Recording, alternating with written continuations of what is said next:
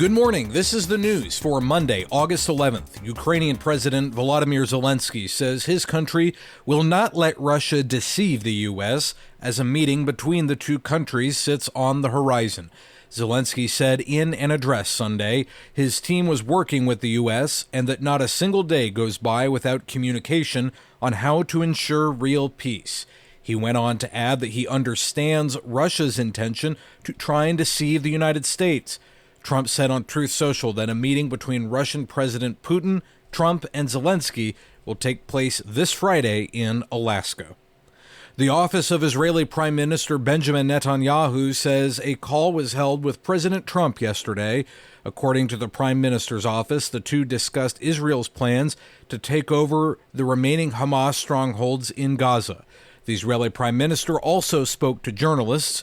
NewsNation's Shosh Bedrazian reports. Netanyahu spoke with foreign journalists tonight and explained the move for Israel to take over militarily Gaza City, basically saying it's the best way to end the war speedily, he said. He also explained that it's one of Hamas's last stronghold locations located inside of the enclave. He continued to say and explain that pretty much Israel had no other choice but to expand this war militarily inside of the Gaza Strip, saying that the terror group refuses to lay down its weapons to end this war. Many of Israel's allies have been calling for a negotiated ceasefire in Gaza to secure the hostages' release and to help resolve the humanitarian crisis in the Palestinian territory.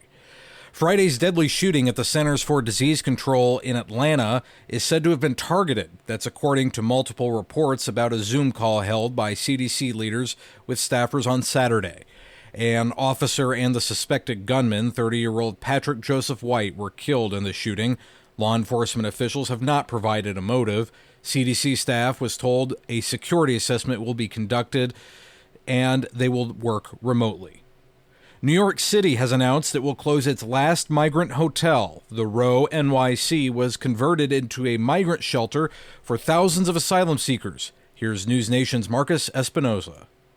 Row NYC's contract costing more than $5 million a month expires in April and will not be renewed, bringing the hotel's owners more than $170 million since 2022. The Department of Homeless Services has been gradually absorbing migrants into the city-run shelter network, which as of last week was housing 92,000 people, including more than 35,000 migrants.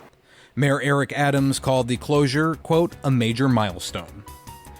I'm Matthew Handley.